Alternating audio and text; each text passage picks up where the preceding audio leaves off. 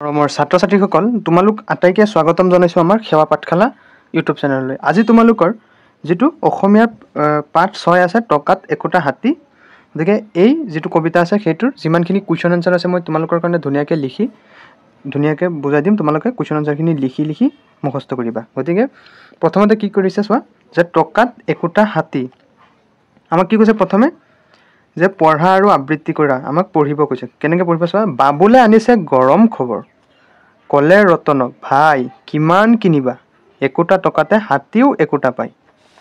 ইয়াৰ পিছত চোৱা, ৰতনে ভাবিলে কিনো কৈ ইনো, টকাত একোটা হাতী, পোৱা হ'লেচোন সকলো মানুহে ল'লে হয় এটি এটি।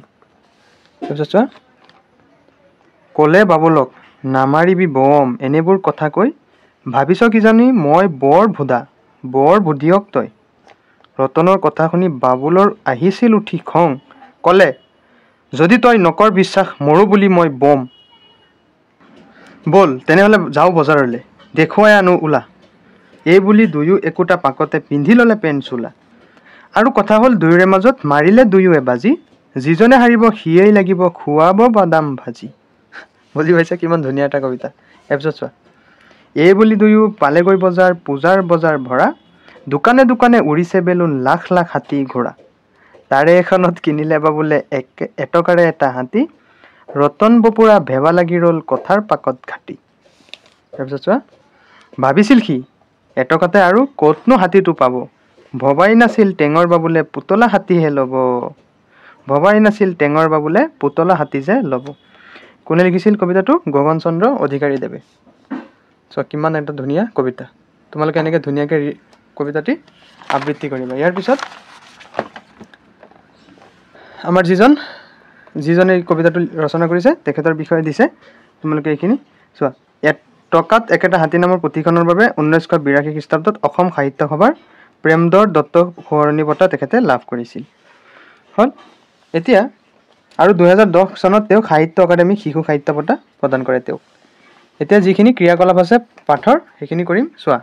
প্ৰথম কুৱেশ্যন কি দিছে, তলত দিয়া প্ৰশ্নসমূহৰ শুদ্ধ উত্তৰটো বাছি উলিয়াই সঠিক বৃত্তটো পূৰ কৰা। কবিতাটিত কি বজাৰৰ কথা উল্লেখ কৰিছে? ক দিছে বিহুৰ বজাৰ, খ দিছে পূজাৰ বজাৰ, গ দিছে দেওবৰীয়া বজাৰ, ঘ দিছে বুধবৰীয়া বজাৰ। কবিতাটোত খ হ'ব শুদ্ধ উত্তৰ, যে পূজাৰ বজাৰৰ কথা উল্লেখ কৰিছে। গতিকে খটোত তোমালোকে এনেকৈ ধুনীয়াকৈ পূৰ কৰিবা। ঠিক আছে, নেক্সট চোৱা, ভাবিছ কিজানি মই বৰ বুধিয়ক তই, কথাষাৰ কোনে কাক কৈছে? ক দিছে বাবুলে ৰতনক কৈছিল, খ হৈছে ৰতনে দোকানীক কৈছিল, গ যে ৰতনে বাবুলক কৈছিল আৰু দোকানীয়ে বাবুলক। কোনটো শুদ্ধ হ'ব? গ শুদ্ধ হ'ব, ৰতনে বাবুলক কৈছিল। গতিকে গটো তেনেকৈ ৰাউণ্ড চিন দিবা। ঠিক আছে, এতিয়া চোৱা, এতিয়া 2 নম্বৰটো চোৱা কি কৈছে, যে তলত দিয়া শব্দবোৰৰ অৰ্থ আঁচ মিলাই টানি মিলাব কৈছে আমাক। চোৱা, ভুদা কি হ'ব? ভোটা বা চুক নথকা নিৰ্বোধ। বিশ্বাস হ'ব প্ৰত্যয় বা পতিয়ন। বম মানে পণ বা প্ৰতিজ্ঞা। বাজি বঢ়াই কোৱা বা ফিতাহী মৰা। ভেবালাগ মানে বিবুদ্ধি হোৱা। হ'ল এতিয়া চোৱা, 3ৰ কুৱেশ্যনখিনি আমি কৰিম। চোৱা, তলত দিয়া প্ৰশ্নকেইটাৰ উত্তৰ কোৱা আৰু লিখা। ক দিছে কবিতাটোত কোনে কোনে কথা পাতিছে। চোৱা, উত্তৰ ৰতন আৰু বাবুলে কথা পাতিছে। তাৰপিছত খ, যে বাবুলে অনা গৰম খবৰটো ৰতনে কিয় বিশ্বাস নকৰিলে। উত্তৰ ৰতনে ভাবিছিল টকাত হাতী পোৱা অসম্ভৱ, সেয়ে কি বিশ্বাস নকৰিলে। এতিয়া চোৱা, গ, যে ৰতনে বাবুলক বজাৰলৈ কিয় লৈ গৈছিল। উত্তৰ বাবুলে কোৱা কথাষাৰ প্ৰমাণ দেখুৱাবলৈ।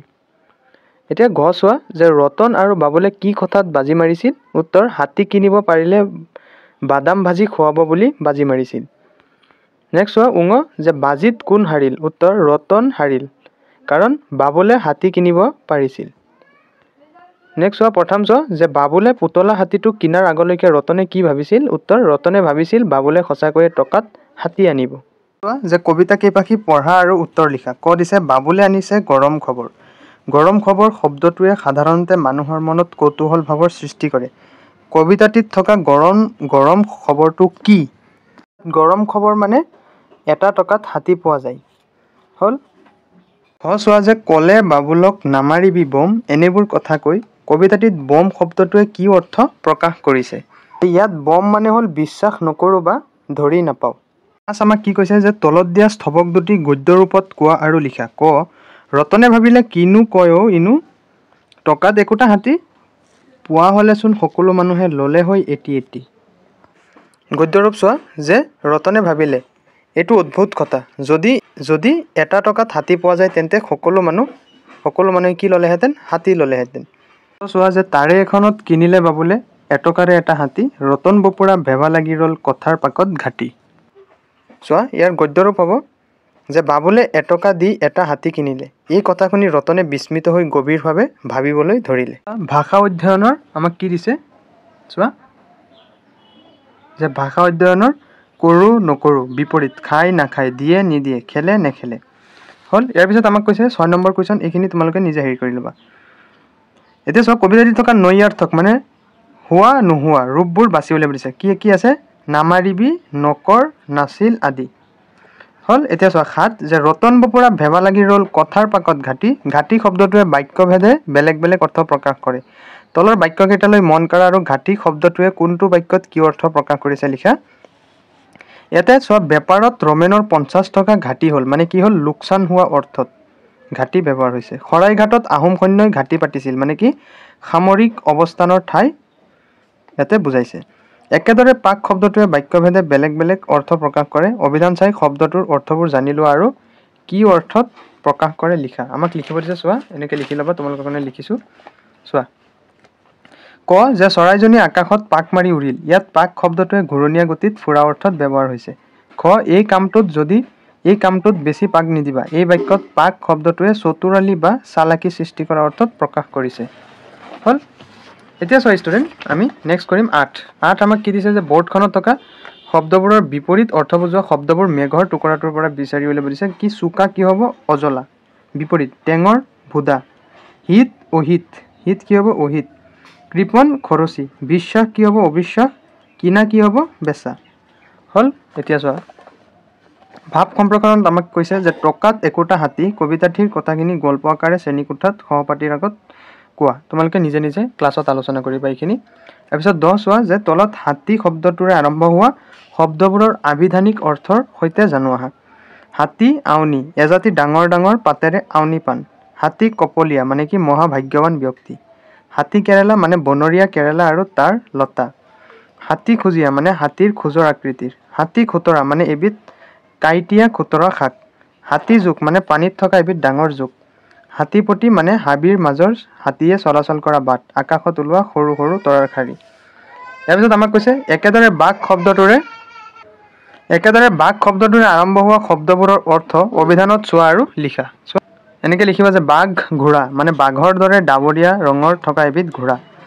বাঘ ভোক অতি তীব্ৰ বা ক্ষুধা। ইয়াৰ পিছত 11 নম্বৰটো তোমালোকে নিজে পঢ়ি ল'বা ষ্টুডেণ্ট, এইটো ইমানো টান নহয়। ইয়াৰ পিছত আৰু এটা কুৱেশ্যন তোমাৰ আছে, সেইটো চাই লোৱা। 14 দিয়া আছে সাঁথৰ ভাঙা আৰু লিখা। আমাক কৈছে যে কলগছ হেন ঠেং তাৰ টকৌ পাতৰ দৰে কাণ, আছে দুটা দীঘল দাঁত বাপুৰ জানানে কি নাম? কি হ'ব? হাতী। গতিকে তোমালোকৰ এইটো চেপ্টাৰ আমাৰ শেষ হ'ল। ইয়াৰ পিছত মই তোমালোকৰ নেক্সট যিটো চেপ্টাৰ আছে সেইটো আলোচনা কৰিম, লক্ষ্মীনাথ বেজবৰুৱা। তোমালোকে আমাৰ ভিডিঅ'টোত লাইক কৰি আমাৰ চেনেলটো ছাবস্ক্ৰাইব কৰি দিবা। এই তলত যিটো ৰঙাকৈ আছে সেইটোত টিপি দিবা, ঠিক আছে? গতিকে আজিলৈ আহিছোঁ, ধন্যবাদ।